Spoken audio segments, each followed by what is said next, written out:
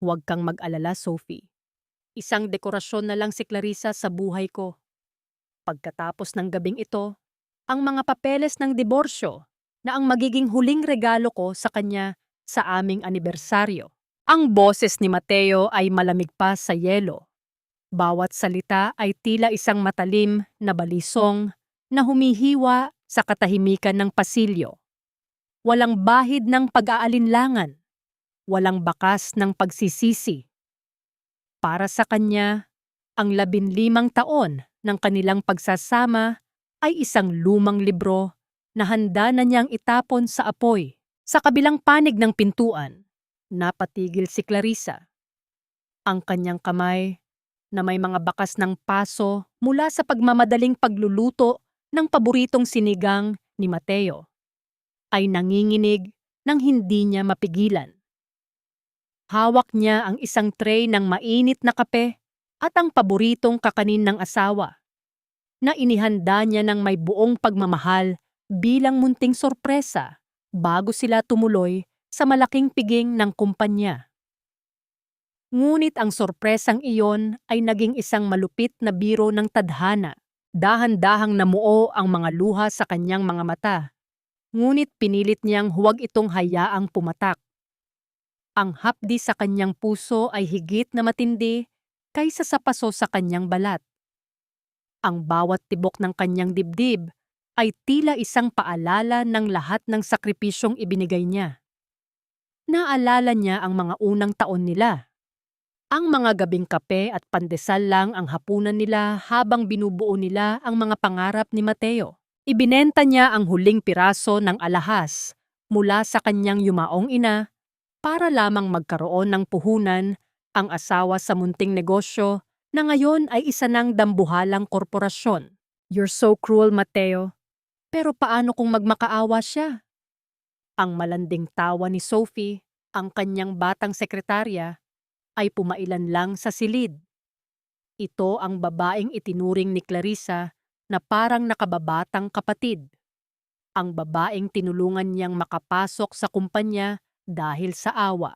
Magmakaawa? Clarissa knows her place. She's a martyr, Sophie. Sanay siyang magtiis. Pero sa pagkakataong ito, hindi ko na kailangan ang pagtitiis niya. I need someone who matches my status. Someone like you. Hindi isang babaeng amoy bawang at laging mukhang pagod. Ang bawat salita ni Mateo ay tila isang dagok na nagpabagsak sa katinuan ni Clarissa. Ang tray na hawak niya ay dahan-dahang hiwalay sa kanyang mga daliri. Hindi ito bumagsak ng may malakas na ingay. Sa halip ay marahan itong tumama sa makapal na karpet. Ang mainit na kape ay dahan-dahang kumalat, tila isang madilim na mantsa na sumisimbolo sa pagkawasak ng kanyang dangal. Ngunit hindi niya iyon pinansin. Ang kanyang paningin ay nagsimulang lumabo. Ang paligid ay tila umiikot. Ang kanyang katawan ay naging manhid. Ang tunog ng tawanan sa loob ng silid ay naging isang mahinang ugong na lamang sa kanyang pandinig. Tumingin siya sa kanyang simpleng wedding ring. Isang manipis na gintong singsing na naging saksi sa lahat ng kanyang pagpupuyat at pagtulong kay Mateo sa mga inventory sa gabi. Sa pag-aayos ng mga papeles habang natutulog ang lahat at sa pagiging tahimik na haligi ng kumpanya. Inakala niyang ang kanyang pananahimik ay tanda ng suporta. Ngunit para kay Mateo, ito pala ay tanda ng pagiging walang halaga. Sa gitna ng kanyang pagdurog, isang kakaibang pakiramdam ang nagsimulang mamuo sa kaibuturan ng kanyang pagkatao. Hindi ito galit na sumasabog, kundi isang malamig at matalim na pagtanggap. Ang babaeng naging anino sa loob ng 15 taon ay tila nagigising mula sa isang mahabang panaginip. Tiningnan niya ang kanyang mga kamay. Ang mga kamay na nagtayo ng imperyong inaakala ni Mateo. Na sa kanya lang. Bumalik sa kanyang isip ang mga dokumentong nakatago sa kanyang personal na vault. Ang mga pirma at titulong si Don Alejandro mismo. ang kanyang biyenan, ang nag-ayos para sa kanya. Ang lihim na pagmamay-ari na itinago niya upang hindi masaktan ng ego ng kanyang asawa. Ngunit ngayon, ang pag-ibig na iyon ay naging abo na. Tumalikod si Clarissa. Hindi siya pumasok sa silid upang mag-iskandalo. Hindi niya binigyan si Mateo ng kasiyahang makita siyang wasak.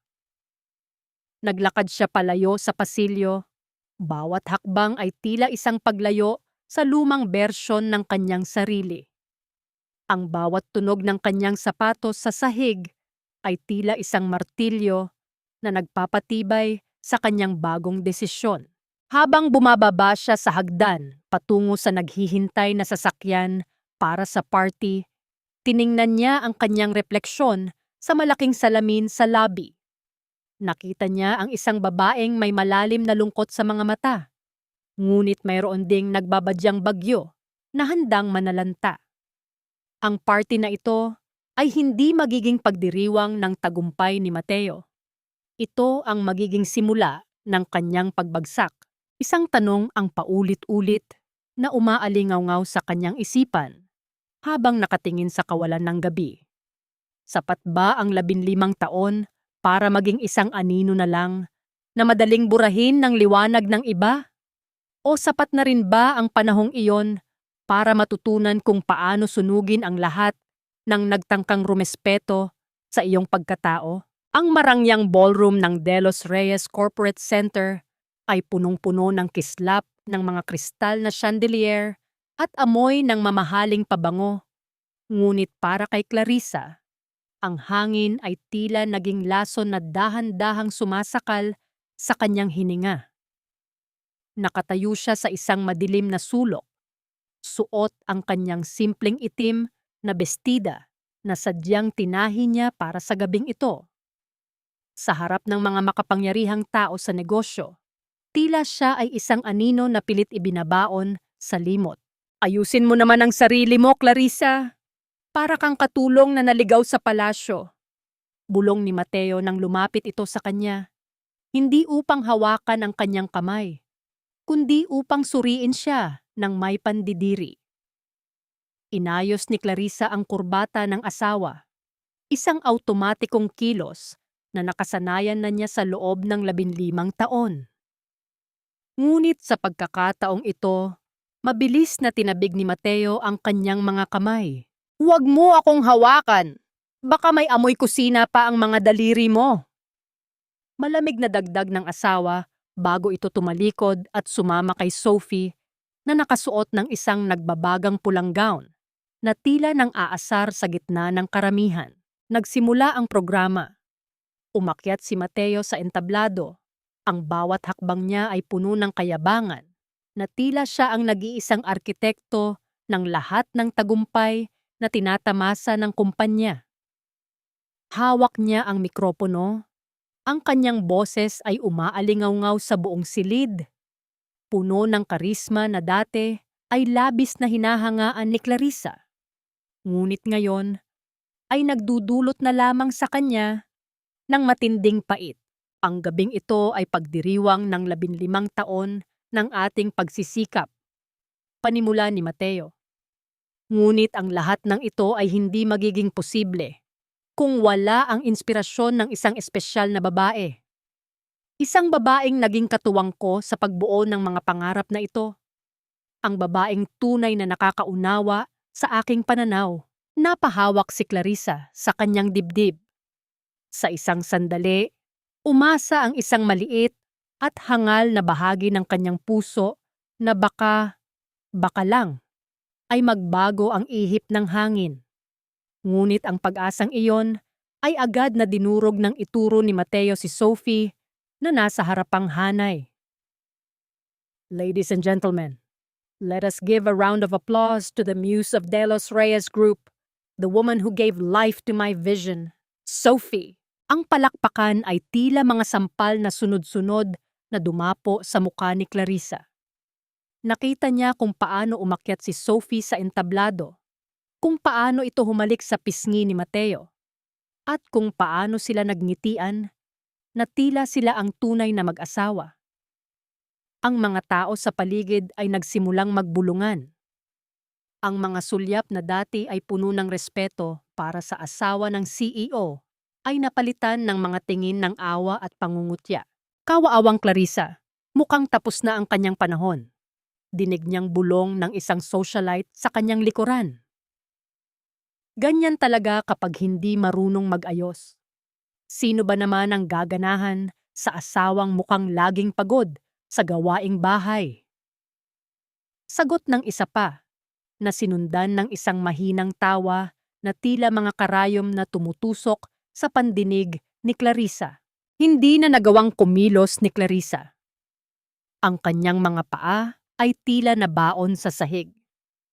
Pinanood niya ang kanyang asawa, ang lalaking pinaglaanan niya ng kanyang kabataan at lakas, habang ibinibigay nito ang karangalang dapat ay sa kanya sa isang babaeng kamakailan lang naman dumating.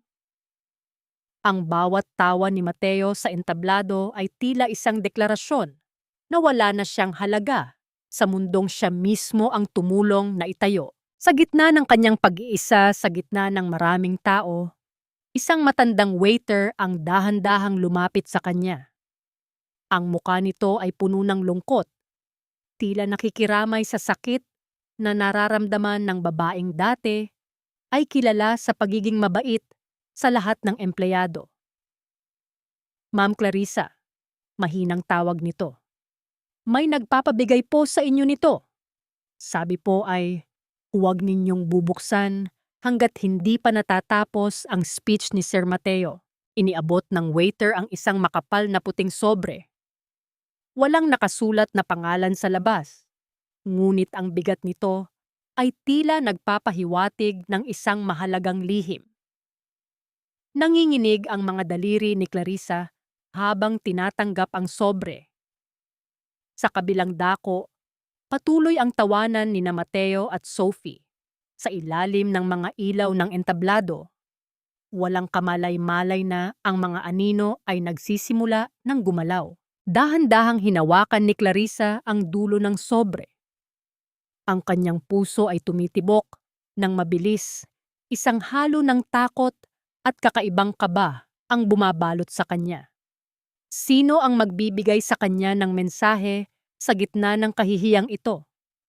At ano ang nilalaman nito na tila nakatadhana para sa sandaling ito? Binuksan niya ang sobre ng bahagya, sapat lamang para makita ang isang pamilyar na selyo sa loob.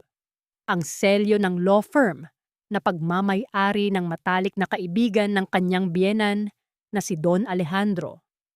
Ang kanyang hininga ay napatigil. Alam ni Clarissa na ang papel na nasa loob ng sobreng ito ang magiging mitya ng isang apoy na hindi kayang apulahin ni Mateo. Lumingon siya sa entablado sa huling pagkakataon, tinitigan ng asawang buong ningning na nagtataksil sa kanya. Isang tanong ang nanatiling nakabitin sa malamig na hangin ng ballroom. Handa na nga ba siyang basagin ng katahimikan at bawiin ang lahat ng itinuring ni Mateo na kanya? O mananatili na lamang siyang anino na hahayaang lamunin ng dilim? Iha, huwag mong hayaang makita nila ang mga luhang iyan. Ang mga luha ay para sa mga nawalan, hindi para sa mga tao. Taong sa simula pa lang ay sila na ang nagmamay-ari ng lahat. Ang tinig na yon ay hindi nanggaling sa isang kaaway, kundi sa nag-iisang tao na naging sandigan ni Clarissa sa loob ng mansyong puno ng pagkukunwari. Napalingon si Clarissa at nakita ang kanyang biyenan na si Don Alejandro, na nakatayo sa may balkonahe, malayo sa ingay at kislap ng ballroom. Ang matanda ay nakatitig sa kawalan. Ang kanyang muka ay bakas ng isang malalim na pait at pagkadismaya sa sariling dugo at laman. Dahan-dahang lumapit si Clarissa. Ang kanyang mga kamay ay mahigpit pa ring nakakapit sa puting sobreng ibinigay ng waiter. Ang bawat hakbang niya sa malamig na sahig ng balkonahe ay tila isang pagtakas mula sa kahihiyang nararanasan niya sa loob. Sa ilalim ng liwanag ng buwan, ang kanyang mukha ay tila isang estatwa ng pait. Maganda, ngunit wasak. Papa, mahinang tawag niya. Ang kanyang boses ay nanginginig. Tila isang munting ibon na nawalan ng pakpak. Alam niyo po ba? Alam niyo po ba ang gagawin ni Mateo sa akin sa gabing ito? Humarap ang matanda sa kanya. Sa halip na sumagot ng direkta, kinuha ni Don Alejandro ang kanyang kamay at marahang tinapik ito. Isang kilos ng pag-aalaga na matagal nang hindi naramdaman ni Clarissa mula sa asawa. Matagal ko nang nakikita ang dilim sa puso ng aking anak, Clarissa. Akala ko, ang kabutihan mo ang magsisilbing liwanag niya. Pero nagkamali ako. Hinayaan niyang lamunin siya ng kasakiman at ng pansamantalang ganda ng iba. Huminga ng malalim ang matanda at itinuro ang sobreng hawak ni Clarissa. Ang dokumentong nasa loob niyan ay hindi lamang mga papeles. Iyan ang iyong kalayaan. 15 taon kang naging anino, Clarissa. Ibinigay mo ang lahat. Ang iyong mana, ang iyong talino, at ang iyong buhay para sa kumpanyang ito. Inakala ni Mateo na dahil siya ang CEO, siya na ang hari. Ngunit nakalimutan niya na ang korona ay nakapatong sa isang pundasyong ikaw mismo ang naglatag. Nanginig ang mga daliri ni Clarissa habang dahan-dahang inilalabas ang mga papeles. Ang kanyang mga mata ay nanlaki nang mabasa ang mga nakasulat. Hindi lamang ito basta suporta. Ang lahat ng shares ni Don Alejandro, pati na ang mga orihinal na titulong nakuha nila noong nagsisimula pa lang ang kumpanya ay nakapangalan na sa kanya. Si Clarissa ang may hawak ng 60% ng kumpanya. Siya ang tunay na may-ari. Bakit niyo po ito ginawa, Papa? Tanong ni Clarissa. Ang mga luha ay hindi na napigilang pumatak sa papel. Dahil ito ang tama, sagot ng matanda ng may pinalidad. Ayokong makitang gumuho ang pinaghirapan natin dahil lang sa isang lalaking hindi marunong tumanaw ng utang na loob. Iha, ang pag-ibig ay hindi dapat nagiging bilangguan. Gamitin mo ang kapangyarihang iyan hindi para maghiganti, kundi para bawiin ang iyong sarili. Sa gitna ng kanilang madamdaming usapan, isang mahinang kaluskos ang nanggaling sa likod ng malalaking kurtina ng balkonahe. Ang katahimikan ng gabi ay biglang nabalot ng kaba. Hindi ito ang ihip ng hangin. Ito ay tunog ng isang taong nagtatago. Isang taong nakikinig sa bawat salitang binitawan ni Don Alejandro. Bumilis ang tibok ng puso ni Clarissa. Dahan-dahan siyang tumingin sa direksyon ng kurtina at nakita niya ang dulo ng isang nagbabagang pulang gown. Ang gown ni Sophie. Nakatayo ang babae sa dilim. Ang kanyang mga mata ay nanlilisik sa gulat at galit habang hawak ang kanyang cellphone na tila may nire-record. Napagtanto ni Clarissa na ang lihim na dapat ay magiging alas niya ay nanganib na mabulgar bago pa man niya ito mailatag ng maayos. Ang hangin sa balkonahe ay tila naging mas malamig at ang distansya sa pagitan ng tagumpay at mas malalang trahedya ay naging kasing nipis na lamang ng isang hibla ng buhok. Tumingin si Sophie ng diretso sa mga mata ni Clarissa bago mabilis na tumalikod at naglakad pabalik sa ballroom. Dala ang impormasyong maaaring magpabago sa takbo ng gabi. Maihahabol pa ba ni Clarissa ang kanyang plano bago pa man makaisip ng paraan si Mateo at Sophie upang baluktutin ang katotohanan? O ang regalong kalayaan ni Don Alejandro ay magiging mitya lamang ng isang mas madugong labanan? Huwag kang masyadong kampante, Clarissa. Ang isang pirasong papel ay madaling mapunit. At ang isang matandang ulyanin ay madaling mapatahimik. Ang mga salitang iyon ay tila lason na ibinulong ni Sophie sa gitna ng marangyang banyo ng ballroom. Nakatayo siya sa harap ng malaking salamin, abala sa pag-aayos ng kanyang pulang lipstick, habang si Clarissa ay nakatayo sa likuran niya. Tila isang anino na pilit binubura ng liwanag ng maperlas na dingding. Ang bawat haplos ng brush ni Sophie sa kanyang mukha ay puno ng pangungutya, isang pagpapakita ng kapangyarihang inaakala niyang hawak na niya ng buo. Dahan-dahang itinaas ni Clarissa ang kanyang paningin. Sa loob ng 15 taon, natuto siyang lunukin ang lahat ng pait, ngunit ang pagbanggit ni Sophie kay Don Alejandro ay isang hangganan na hindi niya hahayaang lagpasan ng kahit sino. Ang kanyang mga kamay ay nananatiling malamig, ngunit sa kauna-unahang pagkakataon, hindi na ito nanginginig sa takot. Ang dignidad, Sophie, ay hindi katulad ng lipstick na pwedeng burahin at palitan kung kailan mo gusto, mahinang sagot ni Clarissa. Ang kanyang boses ay kalmado, isang kabaligtaran ng nagbabadyang bagyo sa loob ng kanyang dibdib. At ang katotohanan, hindi iyan basta-basta napupunit. Isang mapang-uyam na tawa ang kumawala sa mga labi ni Sophie. Humarap siya kay Clarissa. Ang kanyang mga mata ay nanlilisik sa galit na pilit niyang itinatago sa likod ng kanyang ganda. You're so delusional, Clarissa. Inakala mo ba na kapag nalaman ni Mateo ang tungkol sa shares na yan, ay luluhod siya sa harap mo? No. He will hate you even more. Iisipin niya na traidor ka, na matagal mo na siyang niloloko sa likod niya kasabwat ang sarili niyang ama. Inilapit ni Sophie ang kanyang muka kay Clarissa. Ang amoy ng kanyang mamahaling pabango ay tila sumasakal sa paligid. I have the recording, Clarissa. Isang pindot ko lang. Malalaman ng lahat na ang mabait na asawa ay isang mapagpanggap na ahas na naglalaway sa kayamanan ng mga De Los Reyes. I can spin the story. I can make you the villain. Ang puso ni Clarissa ay tumibok ng mabilis.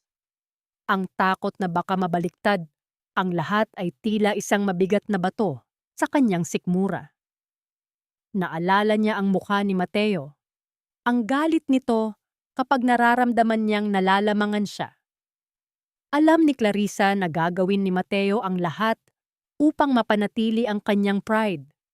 Kahit na ang ibig sabihin nito ay sirain ang huling natitirang dangal ng kanyang asawa. Ngunit sa gitna ng pagbabantang iyon, napansin ni Clarissa ang isang maliit na detalye. Ang mga daliri ni Sophie na humahawak sa kanyang cellphone ay bahagyang nanginginig. Ang labis na pagyayabang nito ay isang maskara lamang para sa isang matinding kaba. Natatakot din si Sophie.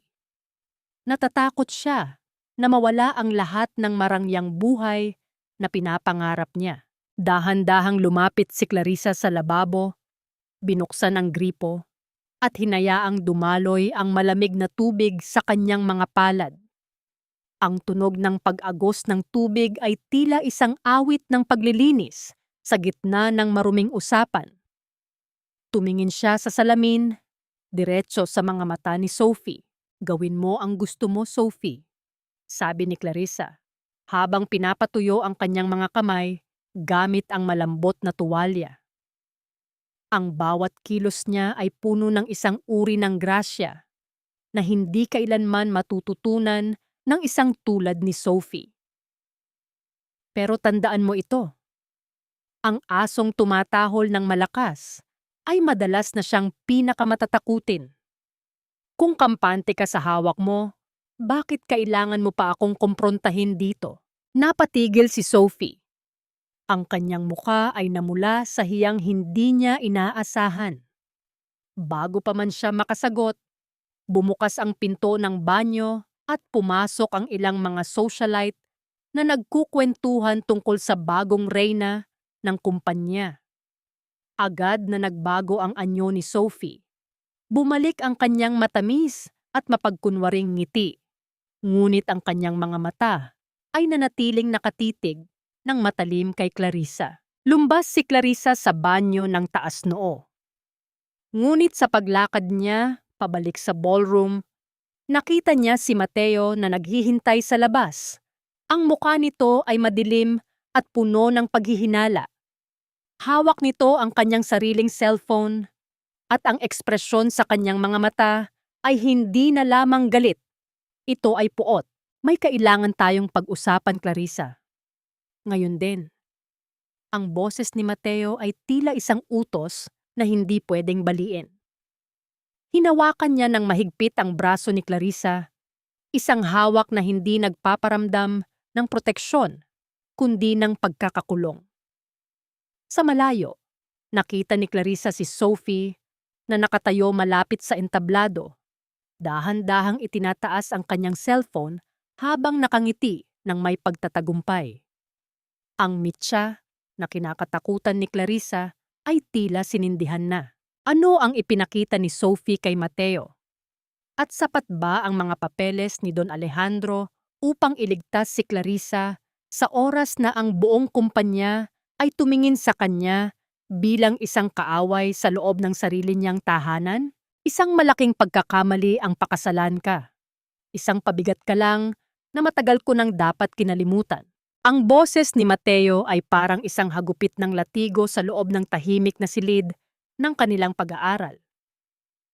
Kalalabas lang nila mula sa ballroom, ngunit ang galit sa kanyang mukha ay sapat na upang sunugin ang lahat ng dekorasyon sa paligid. Hinila niya si Clarissa sa tapat ng malaking mesa na gawa sa mahogany, isang mesa na sumisimbolo sa kanyang kapangyarihan. Ngunit para kay Clarissa, ito ay simbolo ng lahat ng luhang kanyang ibinuhos. Dahan-dahang napatingin si Clarissa sa kanyang mga kamay. Nakita niya ang isang maliit at lumang peklat sa kanyang hintuturo. Isang alaala ng gabing hindi siya natulog para lamang tapusin ang inventory ng kanilang unang munting bodega. Sa sandaling iyon, tila huminto ang ikot ng mundo. Ang malalamig na salita ni Mateo ay naging parang isang susi na nagbukas sa pinto ng kanyang nakaraan. Tila bumalik ang amoy ng lumang papel at ang malagkit na init ng kanilang maliit na apartment. 15 taon na ang nakalilipas. Noong mga panahong iyon, ang tanging yaman nila ay ang mga pangarap ni Mateo at ang walang hanggang paniniwala ni Clarissa sa kanya. Naalala niya ang gabing umiiyak si Mateo dahil wala silang pambayad sa kuryente at kung paano siya lumabas ng bahay nang walang imik upang ibenta ang tanging lupang pamana ng kanyang ina sa probinsya. Para sa atin ito, Mateo, bulong niya noon habang inilalagay ang pera sa palad ng asawa. Naniniwala ako sa iyo. Balang araw, gagawin kitang hari. Noong gabing iyon, niyakap siya ni Mateo ng mahigpit. Ang mga luha nito ay pumatak sa kanyang balikat habang nangangako. Hinding-hindi kita sasaktan, Clarissa. Ikaw ang aking reyna, habang buhay. Ngunit ngayon, ang haring binuo niya ay nakatayo sa harap niya. Ang mga mata ay puno ng puot at kawalan ng pagkilala sa lahat ng kanyang pagsasakripisyo.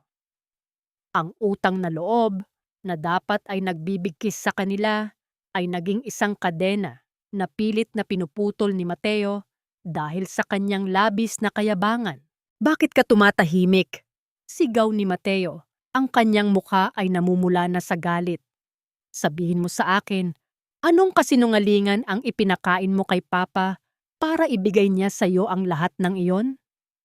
Inakala mo ba na sa isang pirasong papel ay makukuha mo ang respeto ko? You are nothing but a housewife, Clarissa. Wala kang alam sa negosyo. Dahan-dahang itinaas ni Clarissa ang kanyang ulo. Ang kanyang puso ay tila isang basag na kristal, matalim at mapanganib. Ang negosyong sinasabi mo, Mateo, ay itinayo sa ibabaw ng aking mga pangarap na isinakripisyo ko para sa iyo. Ang bawat sentimong ginamit mo sa simula ay galing sa lupang hindi mo man lang dinalaw. Ang bawat tagumpay mo ay may bakas ng aking dugo. Isang mapang-uyam na tawa ang kumawala kay Mateo. Tumalikod siya at naglakad patungo sa isang nakatagong vault sa pader. Ang vault na naglalaman ng mga pinakaimportanteng dokumento ng kumpanya. Talaga? Kung gayon, tingnan natin kung hanggang saan ang tapang mo. Sinubukang buksan ni Mateo ang vault. Itinipa niya ang kanyang kaarawan. Mali. Itinipa niya ang kaarawan ni Sophie, mali pa rin. Ang kanyang paghinga ay naging mabilis at magaspang. Ang tunog ng kanyang mga daliri na humahampas sa digital keypad ay tila isang desperadong ritmo ng isang taong nawawala sa sariling teritoryo. Hindi niya alam na ang code ng vault na iyon ay ang petsa ng kanilang unang anibersaryo. Ang petsang kanina lang ay ginamit niya upang hiyain si Clarissa sa harap ng maraming tao. Ang petsang para kay Clarissa ay sagrado, ngunit para kay Mateo ay naging isang kasangkapan na lamang ng kanyang ambisyon. Nakatayo lamang si Clarissa sa dilim. Pinapanood ang kanyang asawa na magmakaawa sa isang bakal na pinto na hindi siya kinikilala. Isang matinding pait ang lumamon sa kanya nang makitang kahit ang mga simpleng bagay na nag-uugnay sa kanila ay kinalimutan na ni Mateo. Hindi mo yan mabubuksan, Mateo. Mahinang sabi ni Clarissa. Ang kanyang boses ay tila isang huling pamamaalam. Dahil ang susi sa lahat ng tagumpay mo ay matagal mo nang itinapon sa putikan. Napatigil si Mateo. Lumingon siya ng dahan-dahan. Ang kanyang mga mata ay nanlalaki sa takot na baka ang lahat ng kanyang inakala ay isang malaking pagkakamali lamang. Sa sandaling iyon, isang malakas na katok ang narinig mula sa pinto ng silid. Isang katok na tila isang hudyat ng kamatayan para sa kapayapaang pilit nilang pinananatili. Sino ang nasa labas? At ano ang nakatago sa loob ng vault na iyon? Ayon, na maaaring maging huling pako sa krus ng pagsasama ni na Clarissa at Mateo. Hindi lang ang bakal na pintong ito ang hindi kumikilala sa iyo, Mateo. Maging ang perang inaakala mong sayo ay nagsisimula na ring lumayo sa iyong mga kamay. Ang boses ni Clarissa ay parang isang malamig na hanging umiihip sa loob ng silid. Habang pinapanood niya ang asawa na muling sumubok, pindutin ang keypad ng vault.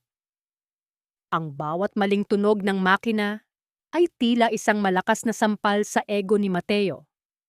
Namumuo ang butil-butil na pawis sa kanyang noo.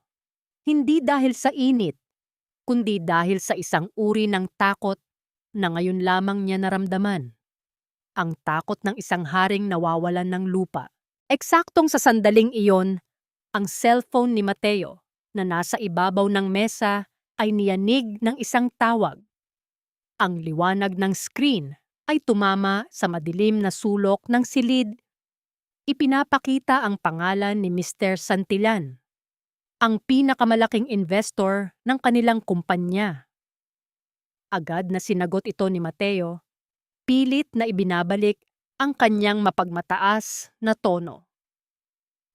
Mr. Santillan, mabuti at napatawag kayo.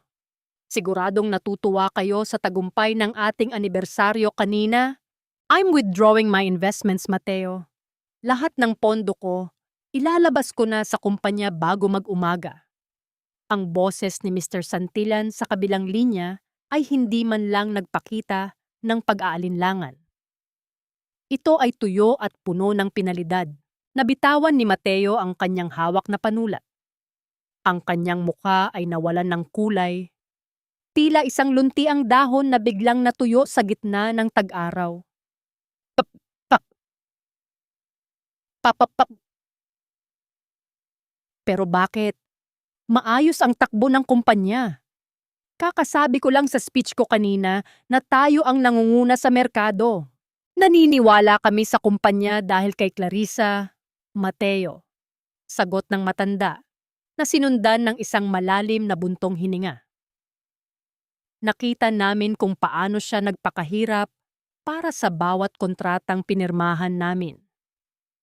Pero ang makita ang kawalang galang mo sa kanya kanina, ang saktan ang babaeng naging pundasyon ng iyong tagumpay, iyan ay isang senyales na hindi ka mapagkakatiwalaan sa pera dahil maging ang sarili mong asawa ay kaya mong traidorin.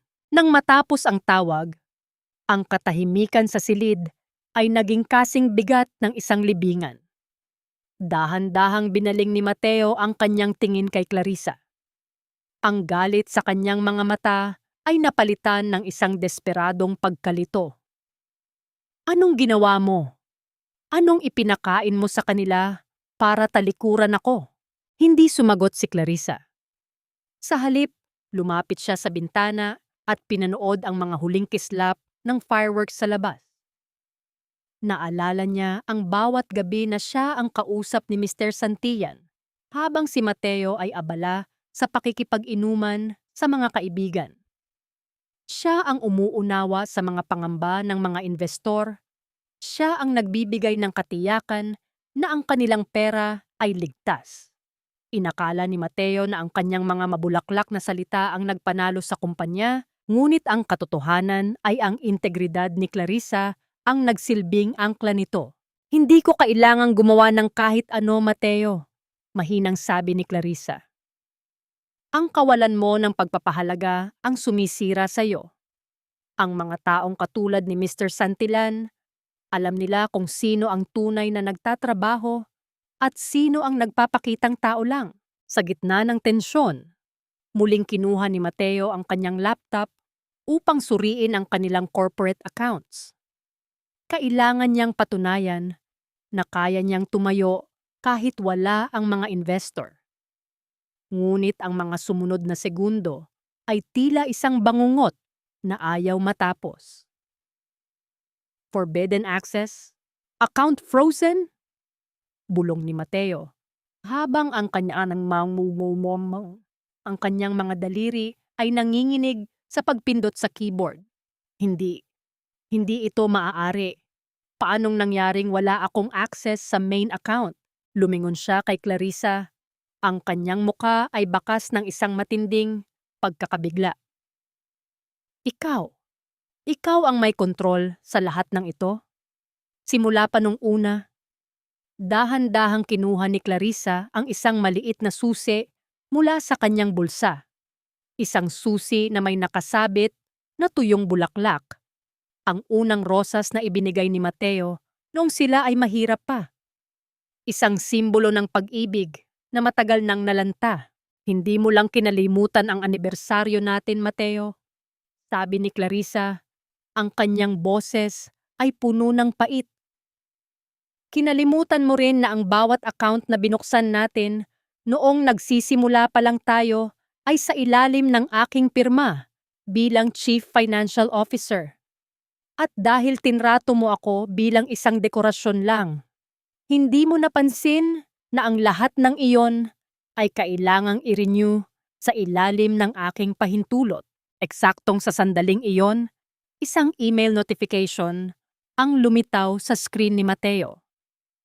Isang legal notice mula sa bangko na nagsasabing ang lahat ng kumpanya sa ilalim ng De Los Reyes Group ay nasa ilalim na ng temporary freezing order dahil sa isang pending investigation ng ownership. Ang mundo ni Mateo ay tuluyang gumuho. Ang kapangyarihang ipinagmayabang niya kanina sa ballroom ay naglaho na parang usok. Ngunit sa gitna ng kanyang pagkataranta, isang tanong ang pumasok sa kanyang isipan na nagdulot sa kanya ng mas matinding kaba. Sino ang nagsumbong sa bangko tungkol sa irregularidad ng kanyang posisyon? At ano ang gagawin ni Sophie kapag nalaman niyang ang lalaking inaasahan niyang magbibigay sa kanya ng marangyang buhay ay wala na kahit isang sentimo sa kanyang bulsa. Mateo, anong ibig sabihin nito? Bakit declined ang lahat ng cards na ibinigay mo sa akin? Nakakahiya. Pinagtitinginan ako ng mga tao sa butik dahil hindi pumasok ang bayad para sa mga bagong bags ko. Ang boses ni Sophie ay matinis at puno ng reklamo. Tila isang sirena na bumabasag sa katahimikan ng madaling araw. Pumasok siya sa silid ni Mateo nang hindi man lang kumakatok. Dala ang galit na hindi para sa kapakanan ng lalaki, kundi para sa kanyang sariling luho. Ang kanyang pulang gown ay bahagya ng gusot at ang kanyang mukha ay bakas ng matinding pagkadismaya. Dahan-dahang iniangat ni Mateo ang kanyang ulo mula sa kanyang mga palad. Ang kanyang mga mata ay mapula at puno ng pagod. Tinitigan niya ang babaeng nasa harap niya. Ang babaeng inakala niyang magbibigay sa kanya ng bagong buhay. Ang babaeng ipinagpalit niya sa kanyang asawa. Sa unang pagkakataon, tila natanggal ang mga perlas sa kanyang paningin. Nakita niya ang isang estranghero na ang tanging mahal ay ang kislap ng ginto, hindi ang tao sa likod nito. Frozen ang mga accounts, Sophie.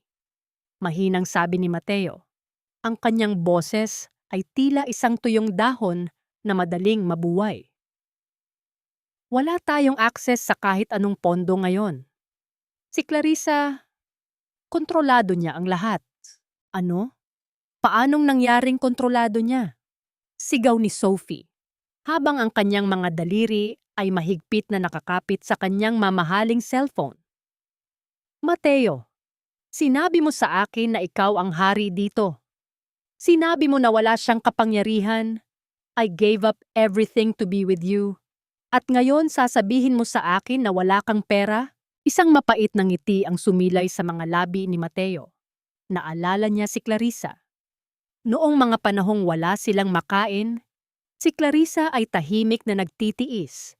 Inuuna ang kanyang gutom bago ang sarili. Noong mga panahong gumuho ang kanilang unang bodega, si Clarissa ang humawak sa kanyang kamay at nagsabing, "Kaya natin ito, Mateo. Magkasama tayo." Ngunit si Sophie, ang tanging hawak nito ay ang kanyang wallet. Bakit, Sophie? Akala ko ba mahal mo ako? Akala ko ba sapat na ang pagsasama natin kahit anong mangyari? Tanong ni Mateo. Ang kanyang boses ay puno ng pagsubok. Mahal. Mateo, be realistic.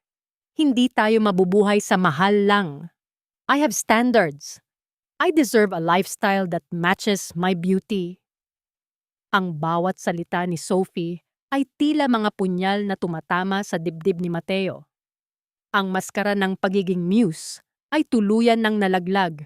Inilalantad ang isang pusong kakasing tigas ng bato. Kung wala kang pera, anong silbi mo sa akin? Hindi ako magtitiyaga sa isang lalaking talunan. Sa gitna ng kanilang sagutan, isang mahinang kalansing ng mga susi ang narinig mula sa pintuan. Nakatayo doon si Clarissa, kalmado at may taglay na awtoridad na hindi kailanman magkakaroon ang dalawa. Pinanood niya ang eksena ng may halong pait at pag-unawa. Ang lahat ng kanyang hinala tungkol kay Sophie ay napatunayan na sa harap mismo ng kanyang asawa. Tapos na ba ang palabas? Mahinang tanong ni Clarissa. Ang kanyang boses ay tila isang mahinahong agos ng tubig sa gitna ng naglalagablab na apoy. Mabilis na bumaling si Sophie kay Clarissa. Ang kanyang muka ay puno ng poot. Ikaw, hayop ka! Inagaw mo ang lahat kay Mateo. Akala mo ba mananalo ka? Ipapahiya kita sa lahat. Sasabihin ko na ninakaw mo ang kumpanya. Lalapit sana si Sophie upang saktan si Clarissa. Ngunit mabilis na humarang si Mateo. Hindi dahil sa pag-ibig kay Clarissa, kundi dahil sa matinding hiya at pagsisisi na nagsisimulang lumamon sa kanyang pagkatao. Itinulak niya ng bahagya si Sophie palayo. Umalis ka na, Sophie! Malamig na utos ni Mateo. Narinig ko na ang lahat ng kailangan kong marinig. Fine, magsama kayo sa hirap.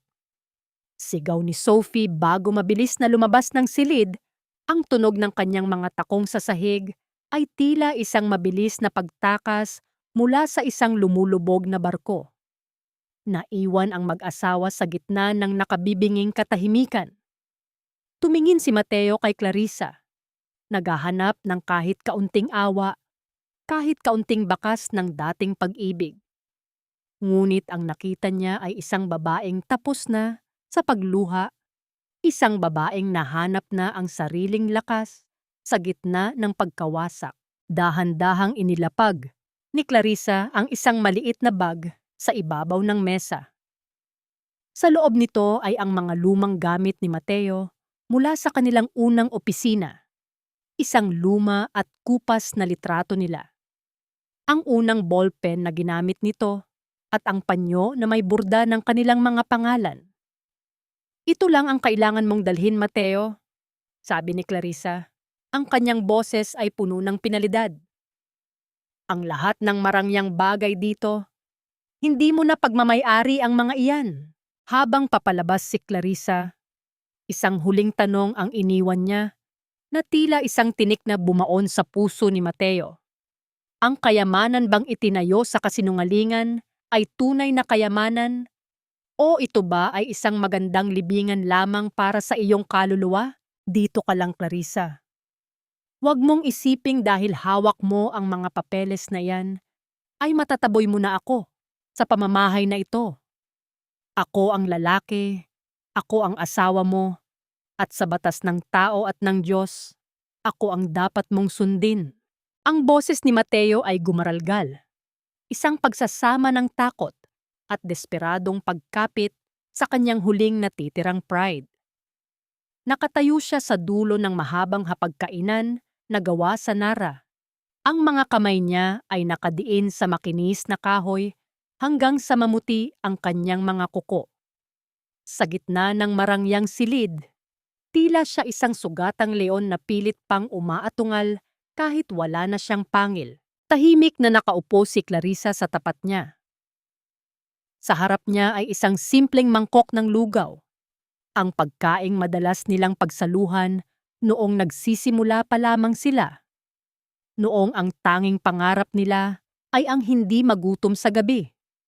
Ang usok mula sa mainit na sabaw ay dahan-dahang humahalo sa malamig na hangin ng silid. Tila isang paalala ng mga panahong may init pa ang kanilang pagsasama. Mateo, kumain ka na, mahinang sabi ni Clarissa. Ang kanyang tinig ay walang galit, walang pait, kundi isang malalim na pagkapagod. Ito ang huling pagkaing inihanda ko para sa iyo sa bahay na ito. Tikman mo. Baka sakaling maalala mo ang lasa ng katapatan. Katapatan?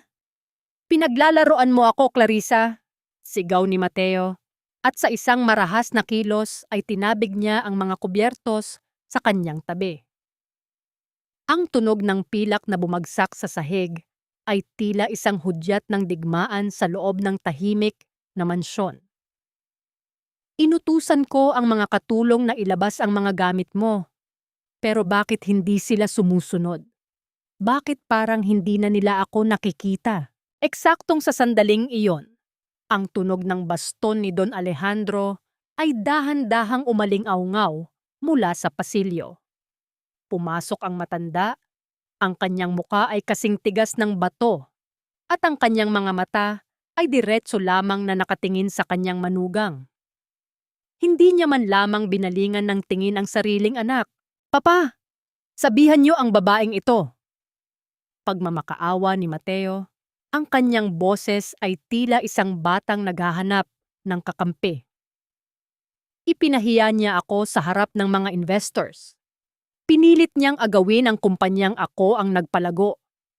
Sabihin niyo sa kanya na umalis na siya bago ko pa makalimutan na asawa ko siya. Huminto si Don Alejandro sa tabi ni Clarissa. Inilapag niya ang kanyang kamay sa balikat ng babae. Isang kilos ng pagkilala at pagtanggap na matagal nang ipinagkait ni Mateo. Mateo, anak, ang kumpanyang sinasabi mo ay hindi mo pinalago. Ito ay pinalago ng sakripisyo ng babaeng nasa harap mo at ng perang galing sa kanyang pamilya na winaldas mo sa iyong mga luho at sa babaeng iyon. No, that's not true. I am the CEO. I made the decisions. Ang boses ni Mateo ay naging isang matinis na hiyaw. Ang kanyang mga mata ay nanlilisik habang nakatingin kay Clarissa. Wala kang ambag dito, Clarissa. Ni isang sentimo, wala kang naitulong. Naging palamuti ka lang sa bahay na ito habang ako ang nagpapakapagod sa labas. You are nothing without me. Umalis ka na sa bahay na ito. Layas. Tumayo si Clarissa ng dahan-dahan. Tinitigan niya si Mateo, hindi nang may takot, kundi nang may matinding awa. Isang luha ang pumatak mula sa kanyang mata, ngunit agad niya itong pinunasan. Mateo, ang huling pagkakataon na ibinigay ko sa iyo ay ang lugaw na ito. Pero mukhang kahit ang lasa ng sarili mong pinagmulan ay itinatakwil mo na rin. Kinuha ni Clarissa ang kanyang bag at ang sobreng naglalaman ng mga tunay na titulo ng ari-arian. Tumingin siya kay Don Alejandro na tumango ng may kalungkutan. Sa bawat hakbang ni Clarissa palayo sa hapagkainan, tila bawat alaala ng kanilang 15 taon ay dahan-dahang naglalaho. Mateo, huling tawag ni Clarissa bago lumabas ng silid. Hindi ako ang aalis. Isang oras mula ngayon, ang mga security guard na binabayaran ng kumpanyang pagmamay-ari ko ang maglalabas sa iyo. At sa oras na iyon, sana ay maalala mo ang sinabi mo na wala akong ambag. Naiwan si Mateo na nakatayo sa gitna ng malaking silid, hingal na hingal at puno ng puot. Ngunit sa kanyang paligid, ang mga ilaw ay dahan-dahang namamatay. Ang katahimikan ay nagsimulang lumamon sa mansyon at sa unang pagkakataon, naramdaman ni Mateo ang isang uri ng lamig na hindi kayang alisin ng anumang mamahaling Amerikana. Isang lihim na dokumento ang naiwan sa ibabaw ng mesa. Isang sulat na hindi pa nabubuksan ni Mateo. Isang sulat na naglalaman ng katotohanang mas masakit pa sa pagkatalo sa kumpanya. Sino ang tunay na nagmamay-ari ng lupang kinatatayuan ng mansyong ito? At ano ang gagawin ni Mateo kapag nalaman niyang maging ang kanyang sariling pangalan ay wala na sa listahan ng mga tagapagmana ng pamilya De Los Reyes? Huwag mong dungisan ang sahig ko ng iyong mga basahan, Clarissa. Mula ngayon, kahit anino mo ay hindi ko gustong makita sa loob ng pamamahay na ito. Ang boses ni Mateo ay puno ng lason habang kinuha niya ang isa pang maleta mula sa itaas ng hagdan at marahas itong itinulak pababa. Ang bawat maletang tumatama sa bawat baitang ng marangyang hagdan ay tila mga dagok sa puso ni Clarissa, ngunit nanatili siyang nakatayo sa ibaba, tahimik at hindi gumagalaw. Ang tunog ng mga gamit na nagkakabuhol-buhol sa loob ng bag ay sapat na upang sabihing wala ng halaga ang lahat ng kanyang pinagdaanan sa paningin ng asawa. Mateo, magunos dili ka. Ang mga gamit na yan ay bahagi ng buhay natin. Mahinang sabi ni Clarissa. Ang kanyang mga mata ay nakatuon sa isang maliit at lumang sapatos na lumabas mula sa isang bumukas na bag. Isang sapatos na hindi kailanman nagamit, alaala ng isang anak na hindi nila nabigyan ng pagkakataong mabuhay dahil sa sobrang pagtatrabaho ni Clarissa para sa kumpanya. Buhay natin? Wala nang tayo, Clarissa. Ang kumpanya ay sa akin, ang bahay na ito ay sa akin, at ang lahat ng nakikita mo ay bunga ng aking dugo at pawis. Sigaw ni Mateo mula sa itaas. Ang kanyang mukha ay namumula sa galit at kayabangan. You are just a shadow that I'm finally stepping out of. Ngayon, lumayas ka na bago ko patawagin ang mga guards para kaladkarin ka palabas. Ngunit bago pa man makahakbang si Mateo pababa, ang malaking pintuan ng mansyon ay dahan-dahang bumukas. Hindi ang mga guards na inaasahan ni Mateo ang pumasok, kundi isang grupo ng mga lalaking nakasuot ng pormal na barong at mga selyadong dokumento sa kanilang mga kamay. Sa gitna nila ay ang punong abogado ng pamilya De Los Reyes. Kasunod ang isang sheriff mula sa korte. Napatigil si Mateo sa kalagitnaan ng hagdan. Ang kanyang puso ay biglang tumibok ng mabilis. Isang hindi maipaliwanag na kabaang lumamon sa kanyang dibdib. Attorney, anong ginagawa niyo rito sa ganitong oras? Kung para ito sa divorce papers, ibigay niyo na sa babaeng iyan para matapos na ang lahat. Ang abogado ay tumingin kay Mateo ng may halong pait at pormalidad. Mr. Mateo De Los Reyes, hindi kami naparito para sa inyong divorce. Naparito kami upang ipatupad ang isang writ of possession at isang eviction notice para sa kumpanya at sa ari-ariang ito. Isang mapang-uyam na tawa ang kumawala kay Mateo. Eviction? Nagpapatawa ba kayo? Ako ang CEO. Ako ang may-ari ng lahat ng ito. Hindi na Mateo. Ang boses ni Clarissa ay pumailan lang sa gitna ng katahimikan. Dahan-dahan siyang lumapit sa paanan ng hagdan. Hawak ang dokumentong ibinigay sa kanya ni Don Alejandro. Ang lupang kinatatayuan ng mansyong ito ay bahagi ng manako na hindi kailanman naisama sa ating conjugal properties. At ang kumpanya? Ang 60% ng shares ay formal nang inilipat ni Papa sa pangalan ko bago pa man magsimula ang party kanina. Ang sheriff ay humakbang pasulong at iniabot ang isang pulang sobre kay Mateo. Mr. De Los Reyes, base sa utos ng korte at sa mga dokumentong iprinisinta ni Mrs. Clarissa De Los Reyes, ikaw ang binibigyan ng 30 minuto upang lisanin ang lugar na ito. Ang lahat ng assets, kabilang ang mga sasakyan at corporate accounts, ay nasa ilalim na ng kanyang pamamahala. Tila tumigil ang mundo para kay Mateo. Ang kanyang mga binti ay nanghina at napakapit siya sa hawakan ng hagdan upang hindi matumba. Ang kusok kep o ang kambal na dagok ay tumama sa kanya nang sabay ang pagkawala ng kanyang yaman at ang katotohanang ang babaeng itinuring niyang basahan ang siya palang may hawak ng kanyang leeg. Hindi ito maaari. Papa, nasaan si Papa? Hiyaw ni Mateo, ngunit ang tanging sumagot sa kanya ay ang katahimikan ng mansyon. Dahan-dahang pinulot ni Clarissa ang maliit na sapatos ng sanggol mula sa sahig. Pinahiran niya ang alikabok dito at niyakap ito ng mahigpit sa kanyang dibdib. Tumingin siya kay Mateo ng may malamig na pinalidad. Ang sabi mo kanina, Mateo, ayaw mong makita kahit anino ko rito. Tama ka. Dahil simula sa oras na ito, ikaw ang magiging anino na mawawala sa liwanag ng katotohanan. Habang nagsisimulang kumilos ang mga tauhan ng sheriff upang isil ang mga silid, napansin ni Clarissa ang isang maliit na folder na nahulog mula sa mga gamit ni Mateo.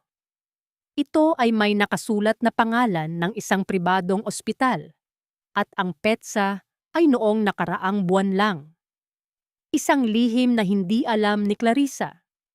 At tila hindi rin gustong malaman ni Mateo sa sandaling iyon. Sino ang tunay na may sakit sa pamilyang ito?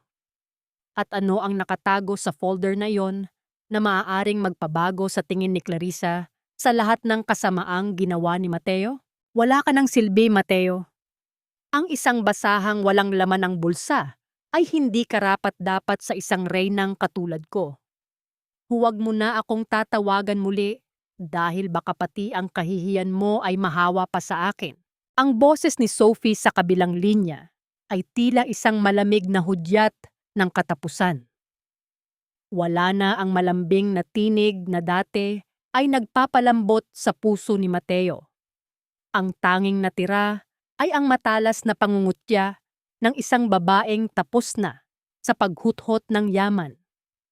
Bago pa man makasagot si Mateo, ang tunog ng pagkaputol ng tawag ay tila isang huling pako sa kanyang sariling kabaong. Nakatayo si Mateo sa gitna ng sala. Pinapanood ang mga tauhan ng sheriff na dahan-dahang nilalagyan ng properties of the legal owner na mga sticker ang kanyang mga mamahaling muebles. Ang bawat sticker na idinidikit ay tila isang marka ng kahihiyan sa kanyang pagkatao. Ang kanyang mamahaling relo, ang kanyang koleksyon ng mga sapatos, at maging ang kanyang paboritong painting ay tinitimbang na ngayon hindi para sa sining, kundi para sa pambayad ng utang. Sa kabilang panig, nakatayo si Clarissa malapit sa pintuan ng silid-aralan. Hawak pa rin ang folder na nahulog mula sa mga gamit ni Mateo. Ang kanyang mga mata ay nanlalaki habang binabasa ang nilalaman ng dokumentong medikal. Ang kanyang hininga ay naging mabigat at ang kanyang mga daliri ay tila nawalan ng lakas, dahilan upang bahagyang mayumuyot ang papel. 15 taon, Mateo. Bulong ni Clarissa, ang kanyang boses ay puno ng pait na higit pa sa apdo. 15 taon mo akong pinaniwala na ako ang may pagkukulang. Pinaranas mo sa akin ang hirap ng kalooban, ang tingin ng mga kamag-anak mo na ako ay isang tuyot na sanga dahil hindi kita mabigyan ng anak. Pero ito ang katotohanan. Hinarap niya si Mateo, ipinakita ang resulta ng pagsusuri na nagsasabing si Mateo ang baog at hindi kailanman magkakaroon ng kakayahang magkaanak. Alam mo, matagal mo nang alam na ikaw ang dahilan. Pero hinayaan mo akong magpakababa. Hinayaan mo akong uminom ng kung ano-anong gamot. At higit sa lahat, ginamit mo itong dahilan para humanap ng iba. Napaluhod si Mateo sa sahig. Hindi dahil sa pagsisisi, kundi dahil sa bigat ng pagkabulgar ng kanyang pinakailihim na kahinaan. Ang kanyang pagkalalaki, na siyang pundasyon ng kanyang kayabangan, ay gumuho sa harap ng babaeng labis niyang minaliit. Ang katahimikan ni Mateo ay naging kumpirmasyon ng kanyang mahabang panahon ng gaslighting at panloloko. Ganoon ka ba kawalang puso? Patuloy ni Clarissa, ang mga luha ay dahan-dahang pumatak, hindi dahil sa sakit ng pagkawala ni Mateo, kundi dahil sa galit para sa kanyang sarili na naging biktima ng ganoon kalupit na laro. Ang batang nawala sa atin noon, ang sakripisyong ibinigay ko para sa kumpanyang ito. Lahat ng iyon ay binaliwala mo para lang protektahan ang ego mo. Lumapit ang sheriff kay Mateo at marahang hinawakan ang kanyang balikat. Mr. De Los Reyes, tapos na ang 30 minuto. Kailangan na ninyong lisanin ang pasilidad. Tumayo si Mateo na tila isang anino ng dati niyang sarili. Ang kanyang Amerikana ay gusot na. At ang kanyang buhok ay gulo-gulo. Habang naglalakad siya patungo sa pinto, tiningnan niya si Clarissa. Ang babaeng dati ay nasa likod lang niya. Ngunit ngayon ay nakatayo ng matayog at puno ng dangal. Clarissa, please. Bigyan mo ako ng kahit konting pagkakataon. Ang pagmamakaawa ni Mateo ay tila isang mahinang ihip ng hangin na walang patutunguhan. Tinalikuran siya ni Clarissa. Hindi niya binigyan ng kahit isang sulyap ang lalaking sumira sa kanyang 15 taon. Sa halip, lumapit siya kay Don Alejandro na kapapasok lang sa pintuan. Ang matanda ay tumingin sa kanyang anak nang may matinding pagkadismaya bago iniabot kay Clarissa ang isang gintong susi. Ito ang susi ng tunay na De Los Reyes Group, Clarissa. Magsimula ka muli nang wala ang mga aninong pilit kang ibinabaon, sabi ni Don Alejandro. Ngunit bago tuluyang makalabas si Mateo, isang itim na sasakyan ang huminto sa tapat ng mansyon. Isang lalaking nakasuot ng uniforme ng pulis ang bumaba at may dalang warrant. Ang kaba sa dibdib ni Mateo ay muling bumangon. Mr. Mateo de los Reyes, inaresto kayo sa kasong falsification of public documents at estafa. May kinalaman ito sa mga pirma sa kontrata na iyong ginaya mula sa iyong asawa. Pahayag ng pulis. Nanlaki ang mga mata ni Mateo. Tumingin siya kay Clarissa at doon niya nakita ang isang maliit na ngiti sa mga labi ng kanyang asawa. Isang ngiting hindi puno ng galit, kundi ng katarungan. Sino ang nagbigay ng ebidensya sa mga pulis tungkol sa mga pekeng pirma? At sa gitna ng pagbagsak ni Mateo, ano ang gagawin ni Clarissa sa mga ebidensyang nagsasabing si Sophie ay may mas malalim pang plano laban sa pamilya de los Reyes na hindi pa natutuklasan ng lahat? Minsan lang tayo naging masaya, Clarissa. Noong wala pa tayong pera, noong ako pa ang tanging mundo mo. Hindi mo ba pwedeng ibalik ang panahong iyon? Ang boses ni Mateo ay basag, puno ng alak at pait. Habang nakasandal siya sa bakod ng lumang apartment na tinitirhan nila noong nagsisimula pa lamang sila. Ang kanyang dating mamahaling Amerikana ay wala na. Ang tanging suot niya ay isang gusot na t-shirt na may mantsa ng luha at dumi. Ang ulan ay dahan-dahang pumapatak, tila nakikiramay sa isang lalaking nawala ang lahat dahil sa sariling kahangalan. Pansamantala siyang nakalaya dahil sa piyansang lihim na ibinigay ni Don Alejandro, hindi bilang pabor, kundi upang bigyan siya ng pagkakataong makita ang pagkawasak ng kanyang mga maling desisyon. Sa tapat niya, bumukas ang pinto ng isang itim na sasakyan. Lumabas si Clarissa, ngunit hindi siya ang Clarissa na kilala ni Mateo na laging nakayuko at humihingi ng paumanhin. Ang kanyang tindig ay matuwid, ang kanyang mukha ay maliwanag, at ang kanyang mga mata ay wala ng bakas ng takot. Ngunit hindi siya nag-iisa. Isang matangkad na lalaki, si Attorney Gabriel, ang lumabas mula sa kabilang pinto at maingat na inalalayan si Clarissa. Ang kamay nito sa likod ng babae ay nagpapakita ng isang uri ng proteksyon at paggalang na hindi kailanman naibigay ni Mateo. Naramdaman ni Mateo ang isang matinding kurot sa kanyang dibdib. Isang selos na hinaluan ng matinding pagsisisi. Clarissa, bumalik ka na sa akin. Iniwan na ako ni Sophie. Ninakawan niya ako. Ikaw lang ang tunay na nagmahal sa akin.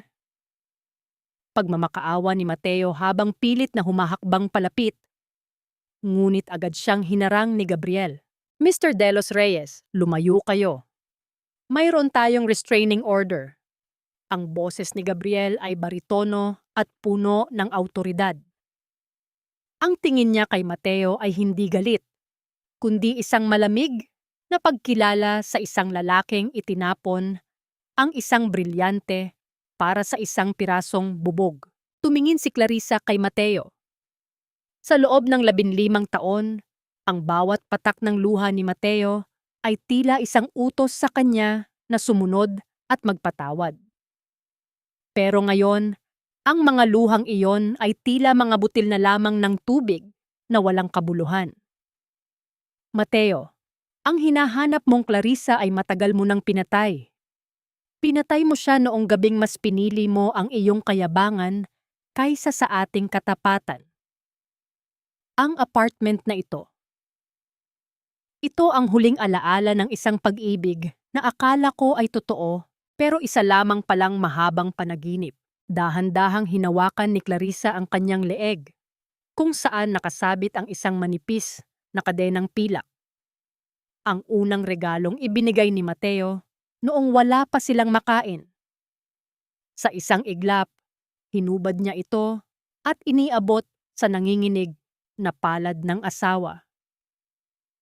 Ito na ang huling bahagi mo na hawak ko. Ngayon, malaya na ako. Hindi! Clarissa! Patawarin mo ako! Hiyaw ni Mateo. Ngunit ang tunog ng pagsasara ng pinto ng sasakyan ay tila isang pinal na hatol. Pinanood ni Mateo ang pag-alis ng sasakyan. Ang mga ilaw nito ay dahan-dahang naglaho sa dilim ng ulan. Naiwan siyang nakaluhod sa putikan. Hawak ang kadenang pilak na wala na ngayong halaga. Ngunit sa gitna ng kanyang paghagulgol, isang itim na van ang huminto sa kanyang likuran. Ang pintuan nito ay bumukas ng walang ingay at dalawang lalaking nakasuot ng itim ang lumabas. Ang kanilang mga mukha ay hindi pamilyar, ngunit ang kanilang mga mata ay puno ng panganib.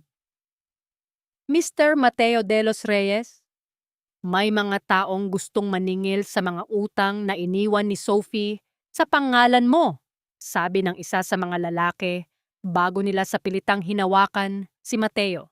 Ang pagsisisi ba ni Mateo ay huli na para iligtas ang kanyang buhay mula sa mga taong kinalaban ni Sophie? At ano ang gagawin ni Clarissa kapag nalaman niyang ang kanyang kalayaan ay maaaring muling manganib dahil sa mga madidilim na koneksyon ng kanyang dating asawa? Huwag mong dungisan ang iyong mga kamay sa isang taong matagal na ring itinapon ang kanyang dangal, Clarissa.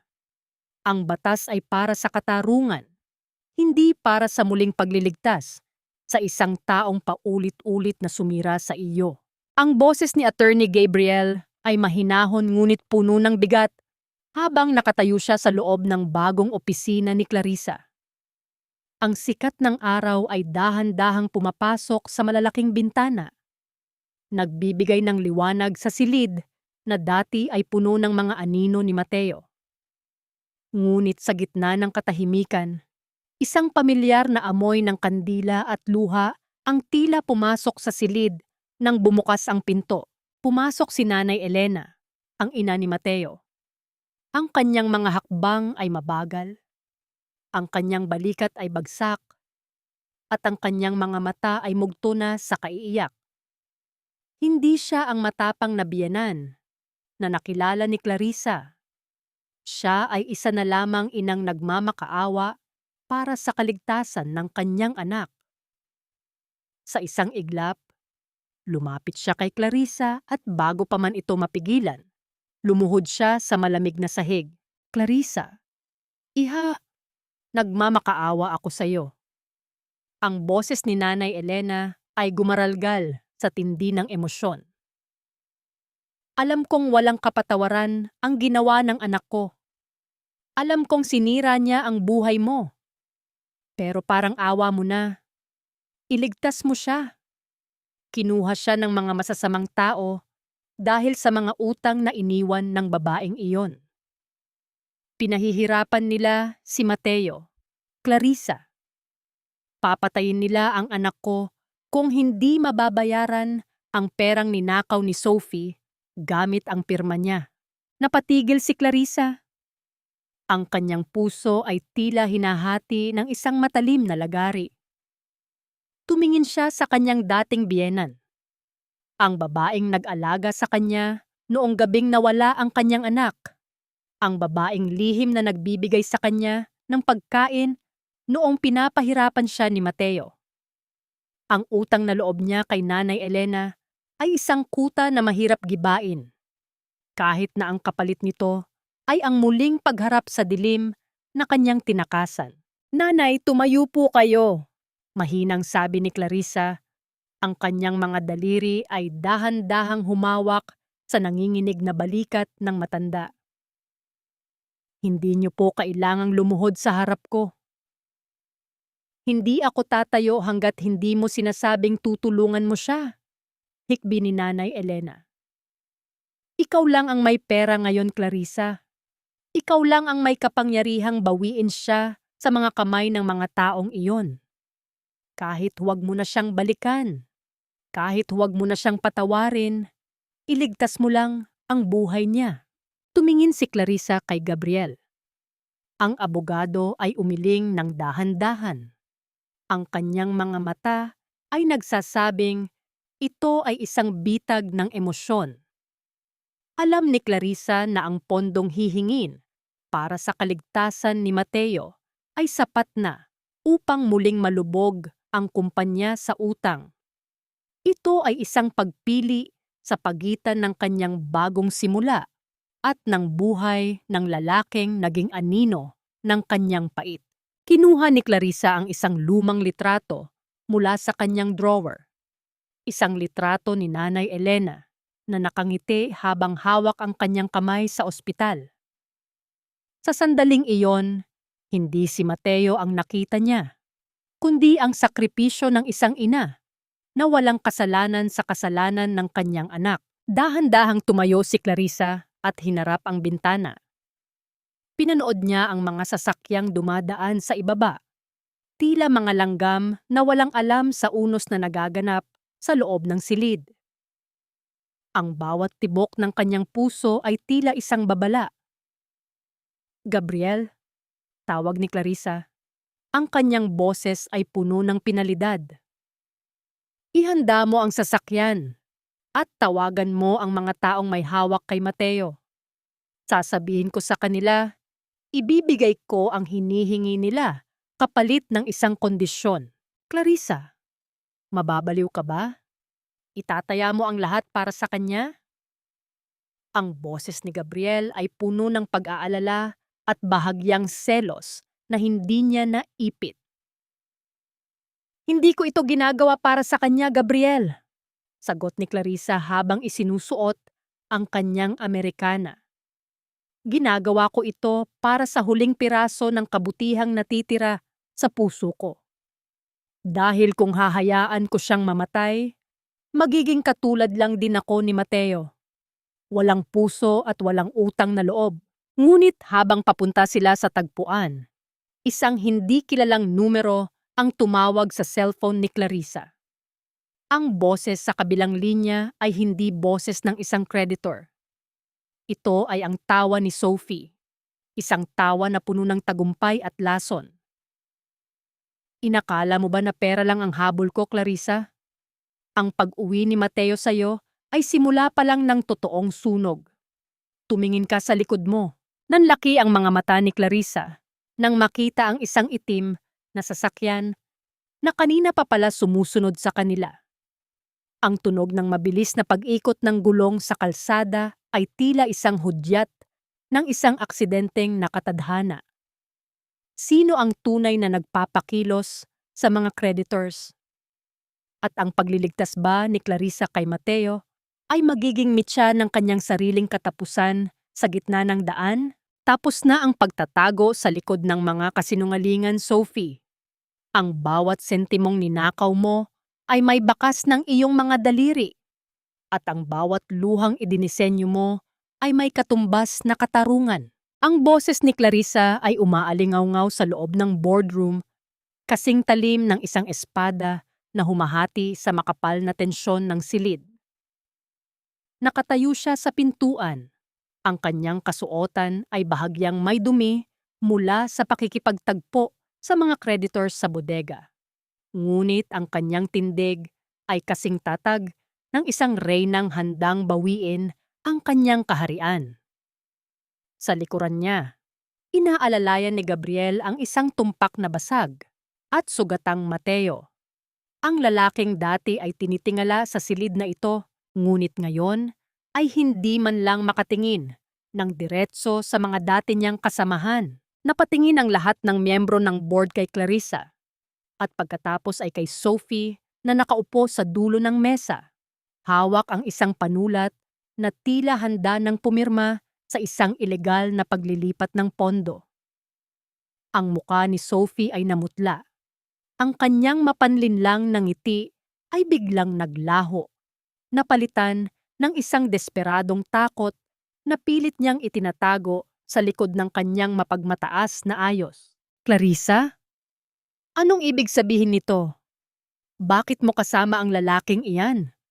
Akala ko ba ay tapos na kayo? Ang boses ni Sophie ay nanginginig. pilit na gumagamit ng gaslighting upang ilihis ang atensyon ng lahat. Mga kaboard, huwag kayong makinig sa kanya. Si Clarissa ay emosyonal dahil sa divorce. Sinisira niya ang reputasyon ng kumpanya. Dahan-dahang lumapit si Clarissa sa mesa. Ang bawat tunog ng kanyang sapatos sa makinis na sahig ay tila isang tibok ng orasan na nagbibilang ng huling sandali ni Sophie. Inilapag niya ang isang makapal na folder sa harap ng board members. Ang tunog ng pagtama ng folder sa kahoy ay tila isang hudyat ng pagbagsak. Hindi reputasyon ng kumpanya ang sinisira ko, Sophie. Ang sinisira ko ay ang iyong mga ilusyon, sabi ni Clarissa. Ang kanyang boses ay puno ng pinalidad. Narito ang mga ebidensya ng iyong embezzlement. 12 milyong piso ang inilipat mo sa isang offshore account gamit ang pirma ni Mateo na pilit mong kinuha noong lasing siya. At narito rin ang mga dokumentong nagpapatunay na ikaw ang nag-utos sa mga creditors na saktan si Mateo upang pilitin akong maglabas ng pera. Isang bulong-bulungan ang bumalot sa boardroom. Ang mga miyembro ng board na dati ay nag-aalinlangan kay Clarissa ay nagsimulang tumingin kay Sophie ng may matinding pandidiri. Totoo ba ito, Mateo? Tanong ng isa sa mga matatandang direktor. Itinaas ni Mateo ang kanyang ulo. Ang kanyang muka ay puno ng pasa. Ang kanyang mga mata ay mugto sa pagsisisi. Tumingin siya kay Clarissa. Ang babaeng labis niyang minaliit. Ang babaeng itinapon niya sa putikan. Ngunit ang tanging tao na dumating nang ang lahat ay tinalikuran na siya. Isang mabigat na luhang puno ng pait ang pumatak sa kanyang pisngi. Oh, ang boses ni Mateo ay mahina. Tila isang huling hininga. Ginamit niya ako. Ginamit niya ang aking kayabangan upang sirain kami ni Clarissa. Siya ang utak sa likod ng lahat ng pagnanakaw sa kumpanyang ito. You liar! Mateo, you're pathetic! Sigaw ni Sophie. Tumayo siya at itinapon ang kanyang mamahaling bag sa sahig. Inakala niyo ba na ganito lang kadali? I have connections. Hindi niyo ako mapapabagsak. Eksaktong sa sandaling iyon, bumukas ang pinto ng boardroom at pumasok ang 2 opisyal ng National Bureau of Investigation. Ang tunog ng kanilang mga hakbang ay formal at walang bahid ng emosyon. Lumapit sila kay Sophie at ipinakita ang isang warrant of arrest. Miss Sophie Valeriano, inaresto kayo sa kasong qualified theft, estafa, at masterminding a kidnapping. Pahayag ng opisyal. Habang pinupusasan si Sophie, ang kanyang matinis na hiyaw ay tila isang awit ng pagkatalo na bumabasag sa katahimikan ng opisina. Pinanood ni Clarissa ang babaeng sumira sa kanyang pamilya habang kinakaladkad ito palabas. Wala siyang naramdamang tuwa, kundi isang malalim na kapayapaan. Naiwan si Mateo sa gitna ng silid, nakaluhod sa harap ni Clarissa. Clarissa, patawarin mo ako. Kahit anong gawin ko, hindi ko na mababayaran ang lahat ng ninakaw ko sa iyo. Lumapit si Clarissa kay Mateo. Sa isang sandali, tila bumalik ang alaala ng kanilang kabataan. Kinuha niya ang isang panyo at dahan-dahang pinahiran ang dumi sa mukha ni Mateo. Isang huling kilos ng pag-aalaga, hindi bilang asawa, kundi bilang isang taong marunong tumanaw ng utang na loob sa nakaraan. Tapos na ang lahat, Mateo, mahinang sabi ni Clarissa. Ang katarungan ay naibigay na. Ngunit ang pagpapatawad, yan ay isang mahabang landas na kailangan mong lakarin ng mag-isa. Pumasok muli ang mga pulis upang kunin si Mateo para sa kanyang sariling pananagutan sa mga pekeng dokumento. Habang inilalabas siya, lumingon si Mateo kay Clarissa at kay Gabriel na nakatayo sa kanyang tabi. Doon niya natanto na ang upuang dati ay sa kanya ay mayroon ng bagong nagmamay-ari at ang pusong dati ay sa kanya ay wala na ring puwang para sa kanyang mga anino. Ngunit sa gitna ng tagumpay ni Clarissa, isang mensahe ang dumating sa kanyang cellphone mula kay Don Alejandro na nasa ospital. Ang mga salitang nakasulat ay nagdulot ng isang panibagong kaba sa kanyang dibdib. Anak, may huling lihim na iniwan ang iyong mga magulang bago sila nawala. Isang lihim na nakatago sa mismong pundasyon ng kumpanyang ito. Kailangan nating mag-usap. Anong lihim ang maaring mas malaki pa sa pagtataksil ni Mateo?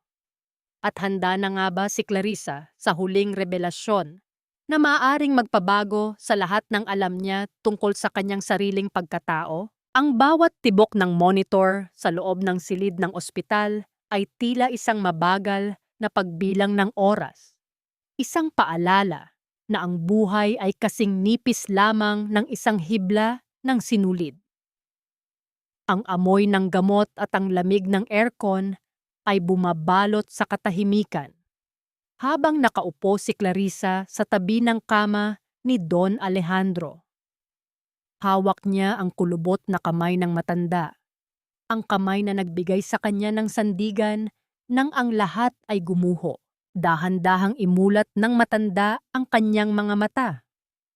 Ang kanyang tingin ay malabo na, ngunit nang makita niya si Clarissa, isang mahinang ngiti ang sumilay sa kanyang mga labi. Iha, dumating ka na pala.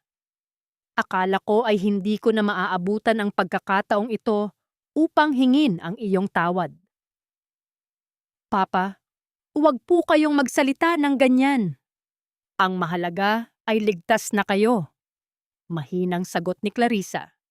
Habang pinupunasan ang isang luhang pumatak sa kanyang pisngi, huminga ng malalim si Don Alejandro, tila tinitipon ang huli niyang lakas. Ang tungkol sa iyong mga magulang, Clarissa, hindi totoo na wala silang iniwan sa iyo. 15 taon kitang pinanood na magdusa sa kamay ng sarili kong anak.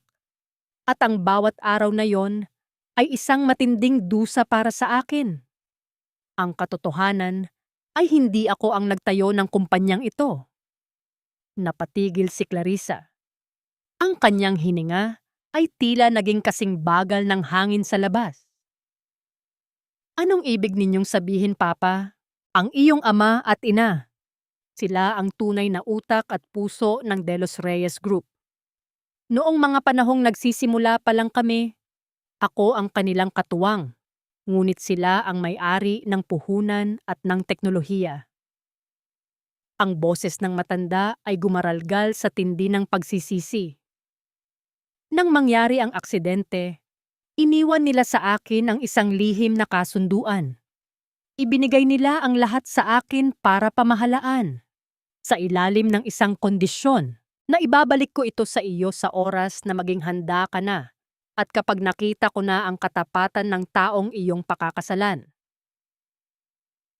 Hindi. Dahan-dahang kinuha ni Don Alejandro ang isang maliit na susi mula sa ilalim ng kanyang unan at inilagay ito sa palad ni Clarissa. Ang susing iyan ay para sa isang lumang vault sa ating probinsya. Doon nakatago ang mga orihinal na dokumento at ang liham ng iyong mga magulang. Clarissa, matagal kong inasahan na si Mateo ang magiging karapat-dapat para sa iyo. Ngunit mas pinili niyang maging bulag. Ang lahat ng yaman na hawak mo ngayon, hindi iyon regalo mula sa akin. Iyon ay sa iyo simula pa noong una. Ang puso ni Clarissa ay tila isang dam na biglang bumigay. Ang lahat ng kanyang sakripisyo, ang lahat ng kanyang pagtitiis kay Mateo, at ang lahat ng panunumbat ng mga kamag-anak ng asawa na siya ay isang pulubi na nakikitira lang ay pawang mga kasinungalingan. Hindi siya naging palamuti.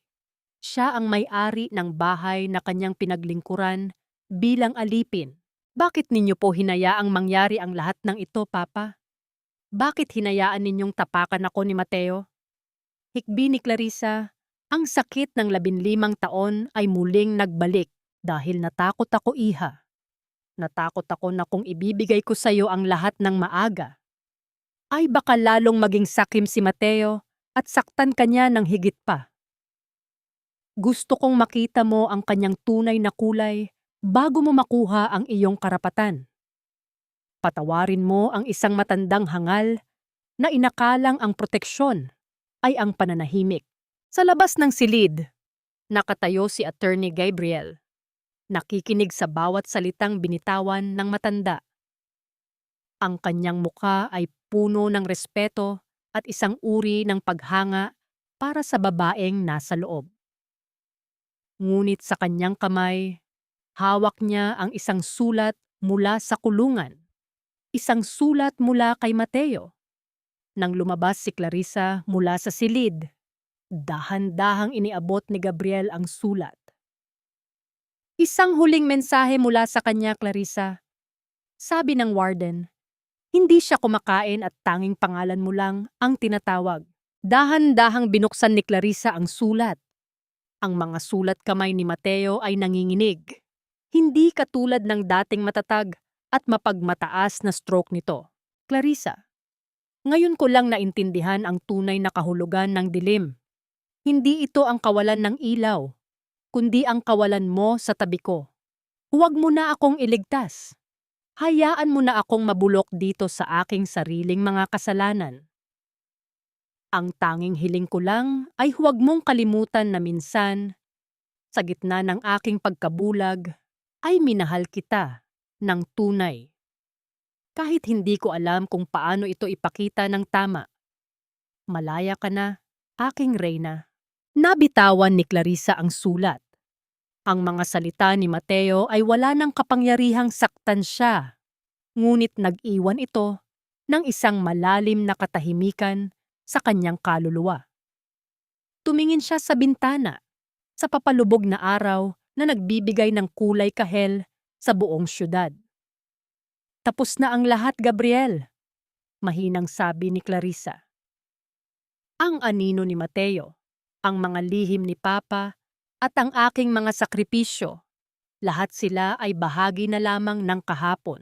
Ano ang gagawin mo ngayon, Clarissa? Tanong ni Gabriel, ang kanyang boses ay puno ng pag-asa. Isang matamis at payapang ngiti ang sumilay sa mga labi ni Clarissa. Isang ngiting hindi nakita ng kahit sino sa loob ng 15 taon. Ngayon, magsisimula akong mabuhay para sa aking sarili. Hindi bilang asawa, hindi bilang anino, kundi bilang ang babaeng matagal ko nang itinago. Ngunit sa gitna ng kanyang bagong simula, isang pamilyar na boses ang tumawag sa kanyang pangalan mula sa dulo ng pasilyo. Isang boses na hindi niya inaasahang maririnig muli. Isang boses na nagmula sa isang bahagi ng kanyang nakaraan na inakala niyang matagal na ring nawala. Sino ang taong ito na muling nagpakita sa buhay ni Clarissa? At paano nito mababago ang huling yugto ng kanyang paglalakbay tungo sa ganap na kaligayahan? Clarissa? Ang tinig na yon ay tila isang malambot na himig mula sa kanyang kabataan. Isang boses na matagal nang ibinaon ng mga taon ng pighati at ingay ng syudad. Dahan-dahang lumingon si Clarissa sa dulo ng pasilyo ng ospital. Nakatayo doon ang isang lalaki, si Julian. Ang kanyang kababata, ang anak ng matalik na kaibigan ng kanyang mga magulang. Ang lalaking inakala niyang pumanaw na sa isang aksidente sa ibang bansa, maraming taon na ang nakalilipas. Julian, ikaw ba talaga yan? Ang boses ni Clarissa ay halos pabulong. Ang kanyang puso ay tumitibok ng may bagong uri ng kaba. Hindi ka ba ng takot, kundi ng isang muling nabuhay na pag-asa? Lumapit si Julian, ang kanyang mga mata ay puno ng emosyon. Ako nga, Clarissa, matagal akong naghahanap ng pagkakataon. Nakipagtulungan ako kay Don Alejandro sa loob ng maraming buwan. upang tipunin ang lahat ng ebidensya laban kay Sophie at upang mabawi ang lahat ng nararapat sa iyo. Patawad kung kinailangan kong manatili sa anino, pero kailangan kong siguraduhin na magiging ligtas ka. Sa sandaling iyon, naramdaman ni Clarissa ang huling piraso ng kanyang pagkatao na tila nabuo muli. Ang lahat ng kanyang pagtitiis ay may dahilan. Ang lahat ng kanyang pag-iisa ay may nagbabantay pala. Isang taon ang mabilis na lumipas. Ang sikat ng umaga ay dahan-dahang sumisilip sa mga bintana ng bagong ayos na De Los Reyes Group. Ngunit hindi na ito ang kumpanyang puno ng takot at kayabangan. Sa ilalim ng pamumuno ni Clarissa, ang bawat empleyado ay itinuturing na pamilya. Ang anino ng nakaraan ay tuluyan ng napalitan ng liwanag ng isang bagong kultura ng pagtutulungan. Si Mateo ay nananatili sa loob ng kulungan. Sa bawat pagkakataon, pinapadalhan siya ni Clarissa ng mga aklat at mensahe ng suporta para sa kanyang pagbabago. Ngunit hindi siya kailanman bumisita. Ang kanyang pagpapatawad ay naibigay na niya sa hangin, sapat na upang mapalaya ang kanyang sariling puso, ngunit ang pagbabalik sa nakaraan ay isang pintong tuluyan na niyang ipinid. Si Sophie naman ay nahaharap sa mahabang taon ng pagkakakulong. Naiwan sa dilim na siya rin ang nagdisenyo. Nakatayo si Clarissa sa dalampasigan ng kanilang probinsya, kung saan dahan-dahang humahampas ang mga alon sa kanyang mga paa. Ang tunog ng dagat ay tila isang banayad na bulong ng kalikasan. Naglilinis sa bawat bakas ng pait na nananatili sa kanyang kaluluwa.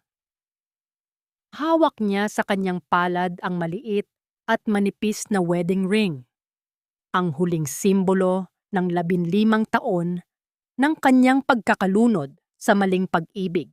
Handa ka na ba? Isang malalim at pamilyar na boses ang narinig niya mula sa kanyang likuran. Si Julian. Nakatayo ito ng may matamis na ngiti. Ang kanyang mga mata ay nakatuon lamang kay Clarissa. Tumingin si Clarissa sa singsing at pagkatapos ay sa malawak na karagatan. Sa isang huling malalim na buntong hininga, iniangat niya ang kanyang kamay at marahang inihagis ang singsing sa gitna ng mga alon. Pinanood niya ang paglubog nito hanggang sa wala na siyang makitang kislap sa ilalim ng tubig. Ang bigat na matagal niyang dinala sa kanyang dibdib ay tuluyan ng naglaho, pinalitan ng isang kakaibang gaan na tila bakayanan niyang lumipad. Handa na ako, Julian, sagot ni Clarissa. Ang kanyang boses ay matatag, puno ng buhay at malaya. Handa na akong magsimula muli, hindi bilang biktima, kundi bilang isang babaeng marunong magmahal sa sarili niya. Dahan-dahang hinawakan ni Julian ang kamay ni Clarissa. Ang kanilang mga daliri ay nagdaup ng may pag-iingat at respeto. Sabay silang naglakad palayo sa pampang, habang ang araw ay patuloy na sumisikat ng buong ningning sa abot tanaw. Ang kwento ni Clarissa ay hindi lamang kwento ng paghihiganti. Ito ay isang paalala na sa gitna ng pinakamadilim na gabi, ang liwayway ay laging dumarating para sa mga pusong marunong maghintay, magtiis, at sa huli ay pumili ng sariling kaligayahan. Ang anino ay naglaho na, at ang natitira na lamang ay ang liwanag ng isang bagong umaga. Ang dapit hapon ay hindi huli ng lahat, kundi isang pangako na bukas ay muling sisikat ang araw ng mas maliwanag at mas malaya. Sa harap ng puntod ng kanyang mga magulang, nakatayo si Clarissa habang ang banayad na hangin ay humahalik sa kanyang mga pisngi. Ang mga puting bulaklak na kanyang dala ay tila sumasayaw sa katahimikan ng sementeryo. Isang simbolo ng pasasalamat at pagkilala sa kanyang tunay na pinagmulan. Sa tabi niya, nakatayo si Julian, tahimik, matatag, at handang maging kanlungan sa anumang bagyo na darating. "Ma, pa, nabawi ko na ang lahat," bulong ni Clarissa sa hangin. "Pero higit sa kumpanya at sa yaman, nabawi ko na ang aking sarili. Patawad kung naging anino ako ng matagal na panahon, pero ngayon, dala ko na ang inyong liwanag." Napatawad na ba ni Clarissa si Mateo? Ang sagot ay oo, ngunit hindi sa paraang inaakala ng marami. Ang pagpapatawad ni Clarissa ay hindi nangangahulugan ng pagbabalik sa dati o pagbura sa mga kasalanan. Pinatawad niya si Mateo upang mapalaya ang kanyang sariling puso mula sa tanikala ng pait at galit. Pinatawad niya ang nakaraan upang magkaroon ng puwang ang kasalukuyan. Sa kanyang puso, wala nang puwang ang puot, tanging isang payapang pagkilala na ang bawat tao ay may kanya-kanyang krus na dapat pasanin. Sa wakas, nahanap na ni Clarissa ang tunay na binyen. Hindi ito nanggaling sa dami ng kanyang shares sa kumpanya, kundi sa katotohanang kayanan niyang tingnan ang kanyang sarili sa salamin nang walang bahid ng kahihiyan. Ang kanyang kapayapaan ay ang kakayahang matulog sa gabi nang alam na wala siyang tinapakang tao upang umangat, at ang bawat sentimong hawak niya ay bunga ng kanyang tapat na paggawa. Ang kwentong ito ay isang paalala sa bawat babaeng nakikinig. Ang iyong halaga ay hindi nasusukat sa iyong pagsunod o sa iyong pananahimik sa harap ng pang-aabuso. Ang utang na loob ay isang magandang katangian, ngunit hindi ito dapat maging dahilan upang hayaan mong tapakan ang iyong dangal. Ang tunay na reyna ay hindi kailangan ng korona. Kailangan niya lamang ng lakas ng loob na tumayo at sabihing, "Sapat na." Ang batas ng tao ay maaaring mabaluktot, ngunit ang batas ng karma o gaba ay hindi kailanman nagkakamali ng tirahan.